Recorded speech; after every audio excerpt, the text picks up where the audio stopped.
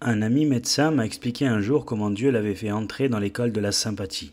En effet, il avait bien du mal à comprendre les gens qui souffraient et qui s'en plaignaient. Les médecins voient et entendent tellement d'histoires au sujet de la douleur qu'ils en deviennent comme immunisés. Il ne pouvait comprendre pourquoi des malades souffrant de calculs rénaux hurlaient de douleur. Il pensait en lui-même « Cela ne peut pas être si terrible, ils doivent exagérer un peu pour qu'on leur donne un médicament. Comment quelqu'un peut-il souffrir à ce point ?» Puis un jour, à son réveil, il s'est retourné souffrant de calculs rénaux. La douleur était aussi terrible qu'on le lui avait dit. Il avait besoin d'un médicament pour pouvoir la supporter. C'était terrible. Maintenant, mon ami médecin éprouve une profonde sympathie pour ces malades qui souffrent. J'ai lu des lettres que mon épouse a reçues de la part des femmes qui ont subi une mastectomie ou qui doivent passer des radios parce qu'on leur a découvert une masse suspecte au sein. Elles savent que ma femme a eu un cancer au sein, qu'elle a survécu à 5 opérations et que sa mastectomie a eu lieu il y a plus de 7 ans. Elle recherche la sympathie et l'espoir. Ma femme garde ces lettres comme un trésor précieux. Pour elle, ces femmes qui souffrent sont comme des étudiantes. Or, il se trouve qu'elle a fait elle-même ses études à l'école divine de la sympathie. Elle connaît la souffrance et la douleur, c'est pourquoi elle peut maintenant offrir aux autres réconfort, espoir et force d'âme. Elle sait ce qu'on endure quand on se réveille couvert de pansements et qu'on se sent défiguré. Il existe une école de la sympathie où enseigne le Saint-Esprit et que fréquentent les saints qui ont été mis à l'épreuve et qui ont beaucoup souffert. Ils ont été ballottés de tous côtés, tentés, éprouvés, maltraités. La Bible parle de la communion de ces souffrances. C'est une communion de souffrances partagées, d'épreuves profondes, mystérieuses et insondables. C'est une école que Jésus a fondée dont il a établi lui-même le programme. Il a prouvé par son propre exemple qu'il est possible de traverser tout cela, de tout supporter et de terminer la course en vainqueur. Et nous ne recevrons pas notre diplôme tant que nous n'aurons pas été glorifiés. Jésus a souffert une véritable angoisse mentale et physique. Il a été rejeté, on ne lui faisait pas confiance, on a abusé de lui, on s'est moqué de lui. Il savait bien ce qu'était la solitude, la faim, la pauvreté, la honte, le rejet. Il a été l'objet de calomnies et de plaisanteries. On l'a traité de menteur, d'escroc, de faux prophète. Il a été humilié, et sa propre famille ne l'a pas compris. Ses amis les plus fidèles ont perdu toute confiance en lui. Ses propres disciples l'ont abandonné et se sont enfuis, et l'un d'eux a même nié qu'il le connaissait. À la fin, on a craché sur lui, on s'est moqué de lui et on l'a tué. Mais Dieu a de la sorte accompli ce qu'il avait annoncé d'avance par la bouche de tous les prophètes, c'est-à-dire les souffrances de son Christ. Jésus éprouve de la sympathie pour toutes nos douleurs et toutes nos souffrances parce qu'il a connu tout cela lui-même. Car nous n'avons pas un souverain sacrificateur incapable de compatir à nos faiblesses, mais il a été tenté comme nous à tous égards sans commettre de péché. Dans ce message, je veux vous avertir de ne pas vous laisser troubler par les difficultés et les souffrances propres à votre existence, ou par ce que vous pouvez voir dans la vie de nombreuses personnes spirituelles autour de vous. Il se peut que vous aimez maintenant Jésus plus que jamais auparavant, et que vous n'arriviez pas à comprendre pour quelles raisons vous devez traverser de telles épreuves et de telles souffrances. Soyez assurés que Dieu a un grand but derrière chaque épreuve et chaque souffrance que vous devez supporter en ce moment. Paul tenait beaucoup à ce que les chrétiens ne soient pas troublés, outre mesure par les souffrances qu'ils observaient dans sa vie. Il savait bien que celle-ci était un spectacle pour tout le monde. Les Juifs croyaient que si Dieu était satisfait de vous, il vous bénissait et ne permettait pas que vous souffriez.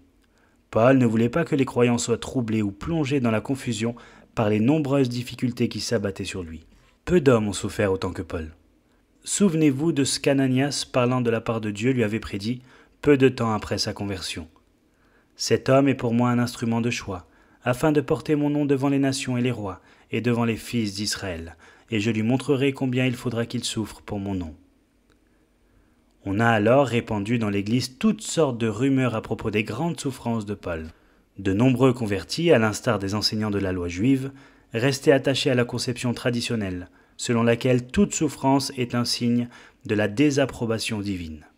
C'est pourquoi Paul a envoyé Timothée auprès des chrétiens de Thessalonique pour lui dire « Que personne ne soit ébranlé dans les tribulations présentes, car vous le savez vous-même, c'est à cela que nous sommes destinés.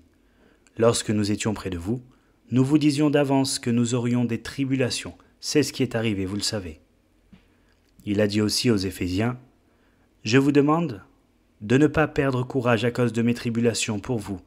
Elles sont votre gloire. » La Bible nous avertit que les saints en Christ vont souffrir. Nous ne devrions pas être surpris quand nous souffrons. Peu importe quel enseignant, pasteur ou évangéliste vous a dit que s'il possède une foi suffisante, les chrétiens qui font confiance à Dieu ne souffriront pas.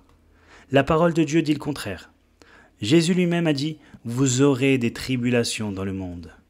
Le mot grec pour tribulation est thlipsis, qui signifie littéralement angoisse, fardeau, oppression, difficulté. Jésus nous a averti que dans les derniers jours, de grandes tribulations s'abattraient sur nous. Alors on vous livrera au tourment, et l'on vous fera mourir, et vous serez haïs de toutes les nations à cause de mon nom.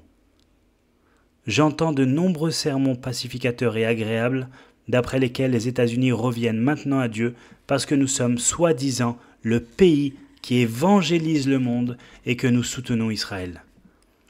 Mais ma Bible dit que toutes les nations vont persécuter les vrais chrétiens.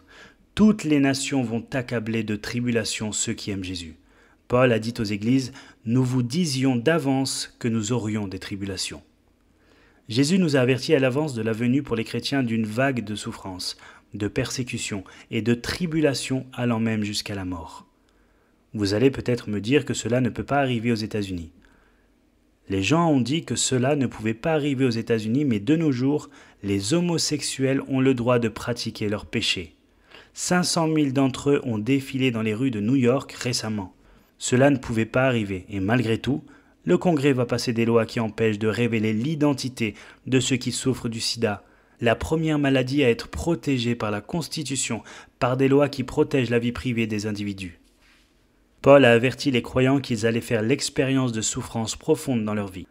Ils affermissaient l'âme des disciples, les exhortaient à demeurer dans la foi et disaient « C'est par beaucoup de tribulations qu'il nous faut entrer dans le royaume de Dieu. » Ici encore, le mot grec que Paul utilise pour tribulation est celui que Jésus a utilisé auparavant et qui signifie angoisse, fardeau, oppression, difficulté.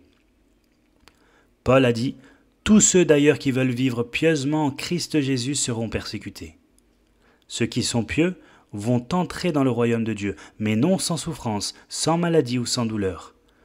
Ils vont y entrer à travers beaucoup d'angoisse, de persécution, de fardeau et de difficultés. Paul a écrit aux Thessaloniciens. Aussi, nous glorifions-nous de vous dans les églises de Dieu à cause de votre persévérance et de votre foi dans toutes vos persécutions et les afflictions que vous supportez. Jean a parlé d'une certaine sorte de croyants qui trébuchent et tombent dès que les difficultés apparaissent. Celui qui a reçu la semence dans les endroits pierreux, c'est celui qui entend la parole et la reçoit aussitôt avec joie, mais il n'a pas de racine en lui-même. Il est l'homme d'un moment, et dès que survient une tribulation, une persécution à cause de la parole, il y trouve une occasion de chute. Il est question ici du chrétien qui est prêt à faire des compromis, et qui est soudain exposé à la parole de Dieu dans toute sa vérité. Il se réveille d'un seul coup et éprouve une grande joie. Il dit « C'est exactement ce que je cherchais. Cela est en train de transformer ma vie. C'est formidable. » Il va partout comme une publicité ambulante pour cette nouvelle vérité et dit à tout le monde « Vous devez venir avec moi. Ils enseignent cette vérité dans mon assemblée. » Il semble croître et être heureux, mais il a toujours un cœur dur, un cœur de pierre, qui n'a pas encore été brisé. Alors Dieu permet la souffrance, l'angoisse, la douleur et le rejet. Et ce chrétien ne comprend pas ce qui se passe. Cela n'a pas de sens pour lui. Il dit « J'ai essayé, j'ai prié, j'ai lu ma Bible. Je ne suis plus ce que j'étais autrefois. Alors pourquoi est-ce que tout cela m'arrive maintenant ?» La parole de Dieu est à l'œuvre en lui, mais il s'impatiente. Cela l'offense. Il voit des gens très spirituels souffrir et cela ne lui semble pas juste. C'est pour cela qu'il trébuche, abandonne et tombe. Lorsqu'ils ont appris que ma femme avait été très malade pendant près de 3 semaines, certains membres de mon assemblée m'ont dit « Pasteur, je ne comprends pas. Elle est si bonne et si pleine d'amour. Elle ne vit pas dans le péché. Pourquoi souffre-t-elle tellement ?» La sœur de ma secrétaire a consacré ses 25 dernières années à aider les enfants qui vivent dans les taudis. C'est un disciple de Jésus humble, spirituel et plein d'amour, faisant tout ce que Dieu lui avait ordonné de faire. Elle est morte récemment, rongée par un cancer des os. Quand je priais pour elle juste avant sa mort, J'ai senti que Jésus la prenait par la main droite et la menait dans des pâturages calmes et verdoyants. Certains sont troublés et offensés par cela. Elle a du prix aux yeux de l'Éternel la mort de ses fidèles. En hébreu, avoir du prix signifie être valable et nécessaire. Cela veut dire que Dieu a besoin de ses enfants qui meurent, que leur mort est nécessaire pour accomplir son dessein éternel. Paul a dit, affichant en cela une certaine audace, « Christ sera exalté dans mon corps avec une pleine assurance, soit par ma vie, soit par ma mort, car pour moi, Christ est ma vie et la mort m'est un gain. » Il ajoute plus loin, « Demeurez ferme, sans vous laisser aucunement intimider par les adversaires. C'est pour eux une preuve de perdition, mais pour vous de salut. » Il dit ici que la souffrance, ou même la mort d'une âme pieuse, est pour le monde synonyme de perte, de ruine ou de désastre, mais que pour ceux qui connaissent le Christ, il s'agit d'une délivrance, soit par la vie, soit par la mort. Les apôtres ne prêchaient pas l'évangile douillet que l'on entend aujourd'hui. On dit aux chrétiens que Dieu ne veut pas qu'ils souffrent. Mais que prêchaient vraiment les apôtres? Pierre a dit que ceux qui souffrent selon la volonté de Dieu remettent leur âme au fidèle Créateur en faisant le bien. Puis, parce que Christ lui aussi a souffert pour vous et vous a laissé un exemple afin que vous suiviez ses traces. Il veut donc dire, il suffit de savoir que Dieu est fidèle, qu'il ne va pas vous laisser souffrir plus que vous n'êtes capable d'endurer, qu'il va vous fournir une échappatoire et que vous serez capable de tout endurer. C'est pourquoi confiez-lui la garde de votre corps et de votre âme. Le Dieu de toute grâce qui est en Christ vous a appelé à la gloire éternelle. Après que vous aurez souffert un peu de temps, vous formera lui-même, vous affermira, vous fortifiera, vous rendra inébranlable. Pierre dit encore, bien-aimés, ne soyez pas surpris de la fournaise qui sévit parmi vous, pour vous éprouver, comme s'il vous arrivait quelque chose d'étrange. Au contraire, réjouissez-vous de participer aux souffrances du Christ, afin de vous réjouir aussi avec allégresse lors de la révélation de sa gloire. Paul a dit, « J'ai accepté de tout perdre et je considère tout comme des ordures afin de gagner Christ. » Les chrétiens souffrent-ils? Paul n'était-il pas un homme spirituel? Écoutez ce qu'il dit. Sont-ils serviteurs de Christ? Je le suis plus encore. Par les travaux, bien plus. Par les emprisonnements, bien plus. Par les coups, bien davantage. Souvent, en danger de mort, 5 fois j'ai reçu des Juifs 40 coups moins 1. 3 fois j'ai été battu de verge. 1 fois j'ai été lapidé. 3 fois j'ai fait naufrage. J'ai passé un jour et une nuit dans l'abîme. Souvent en voyage exposé au danger des fleuves, au danger des brigands, au danger de la part de mes compatriotes, au danger de la part des païens, au danger de la ville, au danger du désert, au danger de la mer, au danger parmi les faux frères, au travail et à la peine, souvent dans l'éveil, dans la faim et dans la soif, souvent dans les jeûnes, dans le froid et le dénuement. Et sans parler du reste, ma préoccupation, le souci de toutes les églises.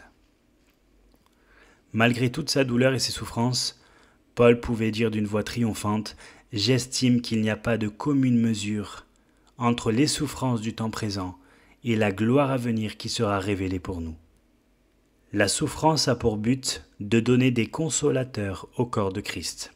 À l'école de la souffrance, Dieu forme des personnes pleines de sympathie, qui ont été mises à l'épreuve du feu et qui ont éprouvé sa fidélité. Dieu voit la grande tribulation qui s'annonce à l'horizon pour l'Église, des souffrances incroyables que l'on a du mal à imaginer, des persécutions sévères et particulièrement pénibles. Il ne va pas être pris au dépourvu car il aura, dans les derniers jours, des témoins vrais et fidèles. Certains d'entre vous ne savent ou ne comprennent peut-être pas qu'ils ont traversé des épreuves sévères. C'était si difficile à l'époque que vous étiez même sur le point d'abandonner la lutte. Cependant, le Consolateur vous a affermi et fortifié. Vous avez été à l'école de la sympathie, du Saint-Esprit parce que Dieu a pour vous un ministère de réconfort. Vous avez appris et vous continuez à apprendre de grandes leçons. Tout cela est arrivé afin que vous puissiez offrir espoir et consolation à ceux qui traversent l'épreuve du feu aujourd'hui. Nous savons que le Saint-Esprit est notre consolateur. Mais pour quelle raison se manifeste-t-il à nous au milieu de notre chagrin le plus profond? Pourquoi nous fortifie-t-il, nous aide-t-il et encourage-t-il notre esprit? C'est afin que par la consolation que nous recevons nous-mêmes de la part de Dieu, nous puissions consoler ceux qui se trouvent dans toutes sortes d'afflictions. Car de même que les souffrances de Christ abondent en nous, de même aussi notre consolation abonde par le Christ.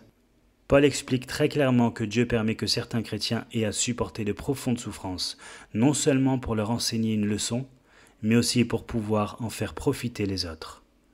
Si nous sommes affligés, c'est pour votre consolation et pour votre salut. Si nous sommes consolés, c'est pour votre consolation qui vous rend capable de supporter les mêmes souffrances que nous endurons. Nous le savons.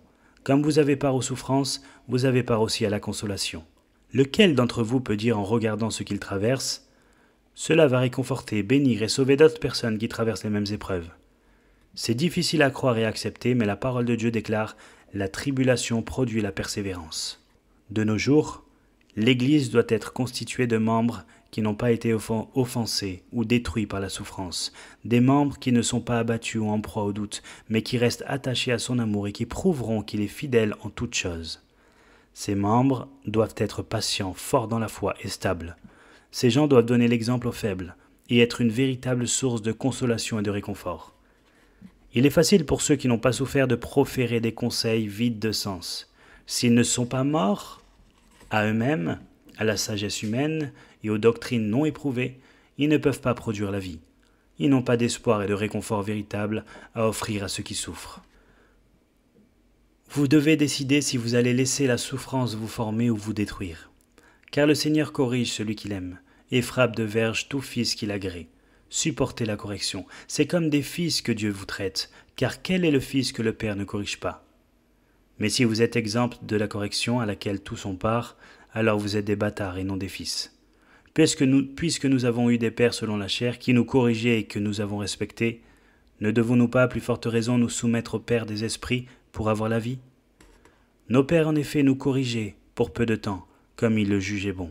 Mais Dieu nous corrige pour notre véritable intérêt, afin de nous faire participer à sa sainteté. Toute correction, il est vrai, paraît être au premier abord un sujet de tristesse et non de joie. Mais plus tard, elle produit un paisible fruit de justice à ceux qu'elle a formés. C'est pourquoi redressez les mains abattues et les genoux paralysés. Que vos pieds suivent des pistes droites, afin que ce qui est boiteux ne dévie pas, mais plutôt soit guéri. Recherchez la paix avec tous et la sanctification sans laquelle personne ne verra le Seigneur. Veillez à ce que personne ne se prive de la grâce de Dieu, à ce qu'aucune racine d'amertume ne produise des rejetons et ne cause du trouble, et que plusieurs n'en soient infectés. Tout dépend de vous.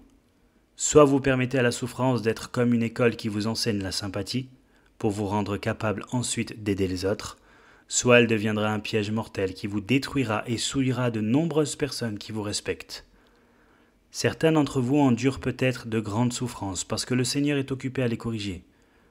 Il vous assène des coups à cause de son grand amour, car il essaie d'adoucir votre cœur afin de faire se développer en vous sa sainteté et de briser votre volonté obstinée. Cependant, même si votre souffrance actuelle est la conséquence directe de ce processus disciplinaire, Dieu dit que tout cela contribue à votre bien et produira plus tard le fruit de la justice si vous vous laissez former. Si une racine d'amertume s'implante en vous, elle risque de vous détruire et de vous souiller. Il existe un moyen de couper cette racine et cette souillure. Encouragez-vous dans le Seigneur. C'est pourquoi, redressez les mains abattues et les genoux paralysés. Que vos pieds suivent des pistes droites, afin que ce qui est boiteux ne dévie pas, mais plutôt soit guéri. C'est un appel à se relever, à sortir de son apathie, à recommencer à servir et à faire confiance à Dieu, à persévérer jusqu'à la guérison pour éviter qu'une apostasie totale ne s'installe. Abandonnez toute idée de renoncement. Rendez captif toute pensée de relâchement dans votre obéissance totale au Seigneur. Ce ne sont pas l'affliction et la souffrance en elles-mêmes qui nous enseignent quelque chose. De nombreuses personnes bonnes n'ont rien appris au sein de leurs difficultés. Certaines ont même perdu du terrain avec Dieu. C'est la souffrance bien comprise et l'affliction acceptée comme venant de sa main qui nous apprennent quelque chose. L'esprit naturel est déprimé et irrité par la souffrance et l'affliction, quelle qu'elle soit. Si donc nous ne comprenons pas que Dieu le permet et vise à nous former par le moyen de la souffrance, nous bloquerons tout simplement notre propre croissance spirituelle.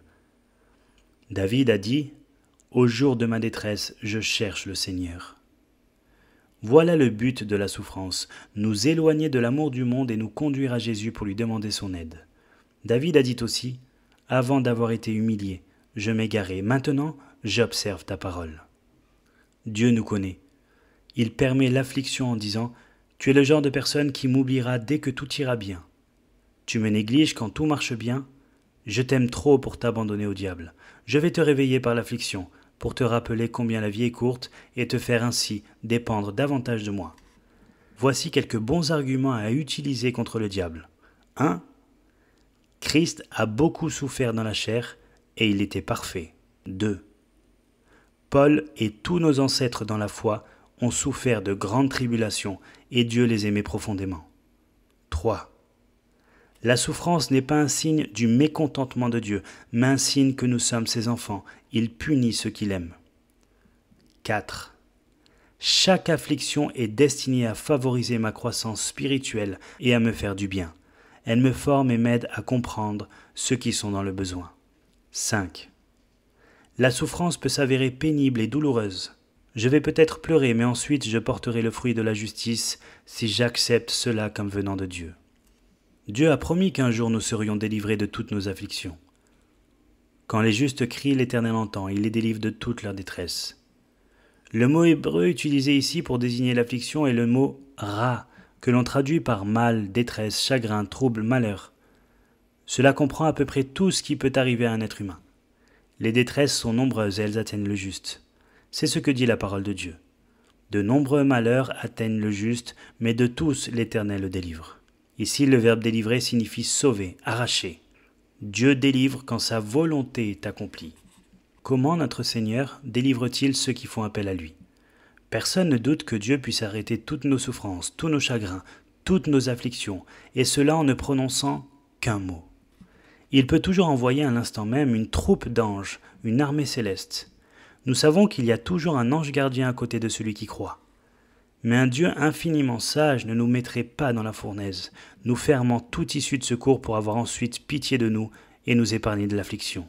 Mais un Dieu infiniment sage ne nous mettrait pas dans la fournaise, nous fermant toute issue de secours pour avoir ensuite pitié de nous et nous épargner l'affliction. Il ne nous abandonne pas avant d'avoir accompli sa volonté. Autrement, tout cela aurait été vain. Il ne nous épargne pas à cause de nos pleurs. Paul dit que nous sommes livrés à la mort afin que la vie puisse jaillir. Car nous qui vivons, nous sommes sans cesse livrés à la mort à cause de Jésus, afin que la vie de Jésus se manifeste aussi dans notre chair mortelle. C'est à ce point-là que nous avons mal compris le sens de la délivrance. Nous ne sommes pas toujours délivrés par l'absence de souffrance, mais plutôt par son intensification, afin que Dieu puisse hâter notre fuite en nous faisant mourir au monde. Nous sommes délivrés quand nous mourrons à la chair. Avez-vous imploré Dieu de vous délivrer? Les choses empirent-elles au lieu de s'améliorer? Réjouissez-vous. Vous êtes sur le point d'être livré à la mort. Vous êtes sur le point de perdre la bataille et de mourir à votre volonté. Voilà l'issue de secours. C'est la mort à votre propre volonté. La délivrance ne se manifeste pas par la résignation, mais par la résurrection. En toi se confiaient nos pères, ils se confiaient et tu les délivrais. Il parle ici d'Israël, lorsqu'ils se trouvaient au bord de la mer Rouge, alors que l'armée de Pharaon se rapprochait dangereusement d'eux. Comment Dieu les a-t-il alors délivrés? En les débarrassant du problème? Oui, mais pas avant qu'il n'ait mis le pied dans la mer Rouge. Il y a là une image de la mort au monde. Jésus nous a délivrés en nous livrant d'abord à la mort. Lui qui n'a pas épargné son propre Fils, mais qui l'a livré pour nous tous, comment ne nous donnera-t-il pas aussi tout avec lui? Par grâce? Ce n'est pas un bon témoignage que de pouvoir dire « Dieu m'a donné une foi particulière. J'ai prononcé la parole et toutes mes souffrances et tous mes problèmes ont disparu. Dieu soit loué. Je suis délivré de toute douleur et de toute affliction. » Il vaut mieux pouvoir dire « Quoi qu'il puisse m'arriver, que ce soit des épreuves ou des afflictions, Dieu s'est montré fidèle. Il a produit la vie à partir de la mort. Aucune de ces afflictions ne peut plus me troubler maintenant. Même s'il voulait me tuer, je m'attendrai à lui. »